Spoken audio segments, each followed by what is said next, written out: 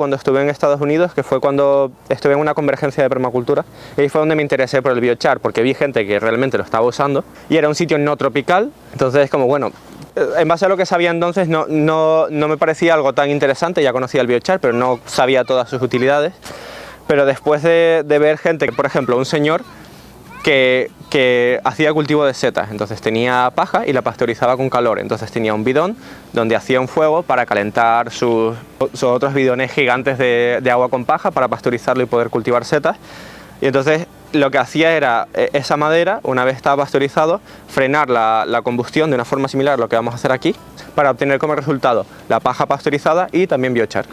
Y ese biochar lo combinaba luego con los restos de cultivo de setas para hacer compost que usaba en sus huertas, y decía que no había tenido nunca una producción así de buena.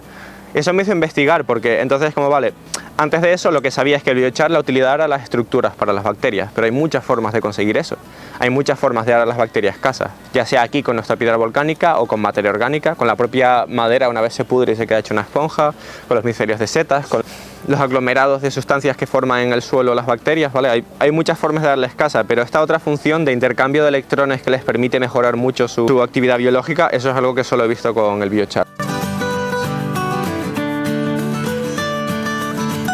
Una razón interesante para hacer biochar es si tenemos madera alelopática, es decir, si tenemos por ejemplo madera de oleandro o adelfa, si tenemos madera de nogal, de eucalipto, ¿vale? De plantas así que son tóxicas para otras plantas, que es complicado usar para cultivo de setas, no es imposible, pero es complicado. O tenemos madera de pino, que también cuesta que se descomponga. Hay algunas setas que sí se pueden cultivar con madera de pino, pero no es lo más normal. Si tenemos maderas así, que no son ideales para poner en el suelo o para cultivo de setas o para otras utilidades, y no vamos a usarlas para estructuras, una cosa fantástica es convertirlas en biochar. Todos esos compuestos tóxicos se eliminan.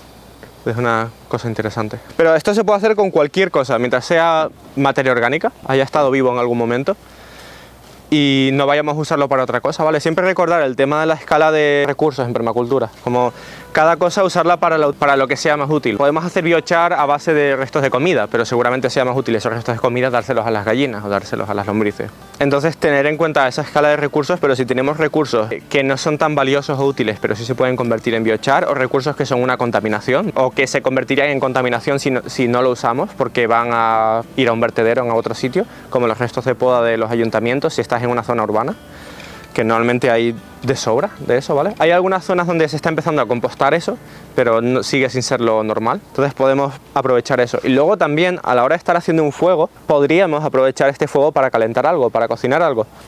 La idea aquí es hacer un fuego en el que no entra aire, ¿vale? O entra el mínimo de aire posible, porque cuando entra aire se oxida ese material y se forma ceniza. Lo que queremos no es producir ceniza, lo que queremos es que el material, que las ramas se calienten y el agua se evapore y los otros compuestos volátiles se evaporen, pero nos quede toda la estructura de carbono de la rama. Y es lo que nos quedará al final, nos quedará básicamente las ramas convertidas en carbono, nos queda con toda su estructura. Entonces, lo que vamos a hacer usando este agujero es un fuego en el que no entra aire. Verán que es interesante porque es un fuego sin humo, y ahora lo iremos haciendo el proceso, pero primero necesitamos profundizar un poco más para tener el tamaño adecuado. También quizás necesitaremos cortavientos, porque si nos entra mucho viento va a haber mucho aire aquí.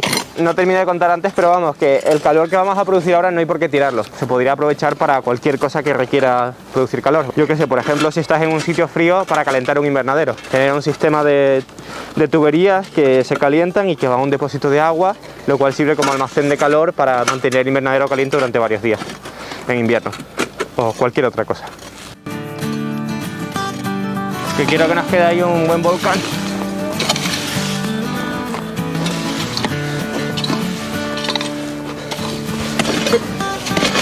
El biochar lo más lento es la preparación, luego la quema es un momento.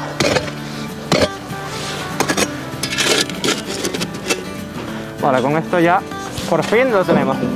Las dimensiones son para que quepa la madera que vamos a quemar, tanto de tamaño como de volumen. O sea, es decir, en base al tamaño de qué trozos tenemos de madera que puedan caber. Lo único importante es la forma esta de cono.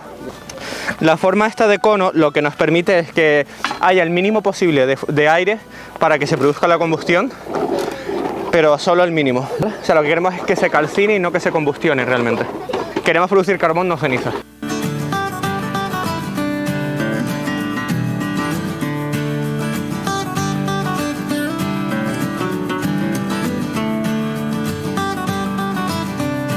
Entonces ahora lo que tenemos que hacer es encender la hoguera. Tenemos aquí nuestro material para empezar el fuego. Quinocha y piñas, con lo que se hacen los fuegos en Canarias. Luego ponemos las ramitas finas de brezo, ¿vale? Entonces básicamente estamos creando un lecho para poder encender el fuego. Entonces igual que si fuéramos a hacer una hoguera cualquiera. Y ahora apilamos algo de madera encima. Entonces tenemos debajo la hojarasca fina, ¿vale? O pinocha, piñas y demás para poder encender el fuego. Y encima ponemos nuestra primera capa de madera, ¿vale?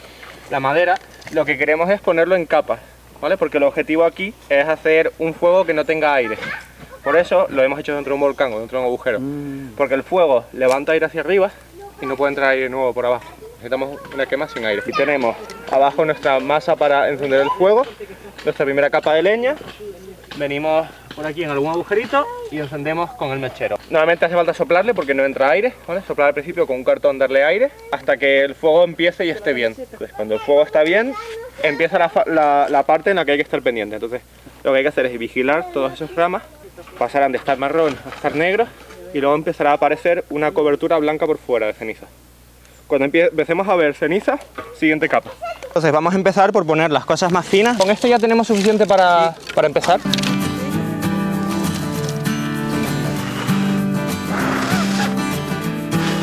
Porque ahí abajo no puede entrar aire, sobre todo ahora cuando se enciende el fuego. Al principio está bien ayudarlo un poco porque si no se apaga. La idea es que al encenderse el fuego hace calor y envía aire hacia arriba, pero no puede entrar aire por debajo. Lo normal es que no se haga prácticamente nada de humo comparado con una hoguera normal. Y ahora tenemos que estar atentos. Lo que tenemos que hacer ahora es alimentar esto. Ahora que ya está encendido, ya está empezando la combustión. Entonces, cuando veamos en estos troncos, ahora mismo siguen siendo troncos, con un aspecto normal. Cuando veamos que empieza a haber ceniza por fuera de esos troncos, ponemos lo siguiente. Y ponemos una capa que se vaya hundiendo. Entonces, atentos, ven que empiezan a ponerse negros. En cuanto empecemos a ver ceniza, hay que poner lo siguiente. No queremos que se conviertan en cenizas, queremos que se quede el carbón. Entonces esta es la parte divertida, pero hay que estar muy pendientes. Entonces vamos cogiendo, ¿vale? Y vamos poniendo como de más finos a más gruesos. Vamos a ir poniendo más y vamos a intentar hacerlo por capas, ¿vale? Entonces vamos a hacer toda una capa, es decir, no poner más en el centro ahora, sino al lado, ¿sabes? Para que sea una capa horizontal. Y hacer capa tras capa. Porque lo que queremos de nuevo es que no entre aire aquí. Queremos que el aire sea empujado hacia afuera por el fuego, pero que no entre. Pues es que tenemos algo de viento, entonces nos escapa bastante calor. Lo que hay se gasta muy rápido. Por eso el objetivo es que sea todo esto una capa que además caiga sobre la anterior y la apague. Pero queremos siempre echar en capas, ¿vale? No queremos, como en un fuego normal, normalmente intentamos que haya bastante oxígeno en el fuego. Estamos intentando hacer lo contrario, estamos intentando hacer un fuego que se apague. Entonces ponemos como otra capa y seguimos observando. Y cuando empezamos a ver blanco de ceniza, ponemos la siguiente capa, porque no queremos que se convierta la madera en ceniza, queremos conservar el carbón. Este fuego que nos sale aquí es un fuego muy limpio, no hay humo realmente. Son llamas anaranjadas y debajo el carbón que se va formando, pero lo que sale es aire, es limpio. Cuanto más avanza el proceso, más rápido tenemos que ir, porque más temperatura va alcanzando y más hay que ir echando. Ya como después de la segunda o tercera capa es echar continuamente, ¿vale? Ya entonces la pirolisis se hace súper rápido. Porque lo que estamos haciendo aquí es todo el agua y todos los compuestos volátiles se van al aire y lo que nos queda es la estructura de la madera. Lo de abajo lo hemos tapado y se ha quedado completamente sin oxígeno, ya no tiene por dónde entrarle aire, la idea. Entonces vamos poniendo lo siguiente, además lo bajo con el peso de lo arriba se va colapsando.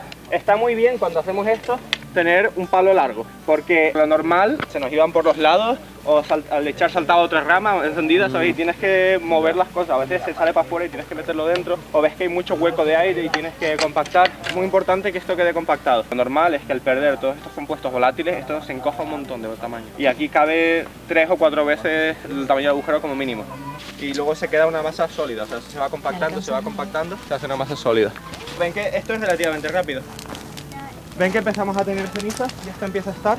Vemos que empieza a estar blanco los troncos por fuera y le echamos el agua para apagarlo. Esta forma de hacer biochar, lo que hacemos es hacer esta quema en el agujero dentro de la tierra, que sirve para aislarlo y mantenerlo caliente y que no entre aire. Y luego lo que hacemos es echar agua para apagarlo, no taparlo ni dejarlo, sino echar agua para apagarlo. Entonces hará y habrá un choque térmico. Pasará este carbón de estar a 900 grados a estar a 50 normalmente. Al echarlo luego se va enfriando un poquito más, según cuánta agua echemos. Entonces echamos el agua y un choque térmico se hace que toda la estructura del carbón se expanda. Aquí sí es la parte llamativa, aquí se hace una nube gigante, porque todo el agua que echamos se evapora. Entonces tenemos una nube enorme. Si vemos algo que sigue echando vapor, le echamos agua hasta que vemos que está todo apagado y luego ya pues podemos sacar de dentro nuestros troncos. Como ven, lo del fondo que usamos para encenderlo no se terminó de quemar. Suele pasar que la capa del fondo y la última capa quedan en parte sin quemar. Pero es que si lo apuramos mucho, entonces perdemos más material y tenemos ceniza. Depende de para qué lo vayamos a usar, nos interesa más una cosa o la otra. Si queremos un material luego muy fino, nos interesa que se queme un poco de más, porque se va a hacer más fácil de moler y no van a quedar trozos sólidos. Si queremos, por ejemplo, para meter la tierra, mejor quemar un poco de menos si tenemos también un poco de madera.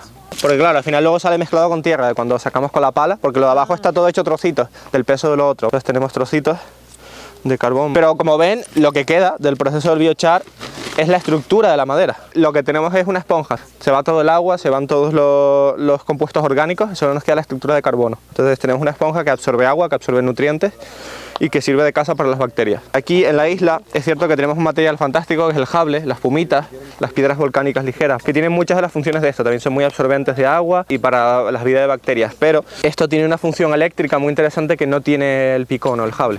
Hombre, luego es verdad que faltaría el molerlo, el activarlo y todo eso, por eso no lo vamos a hacer hoy,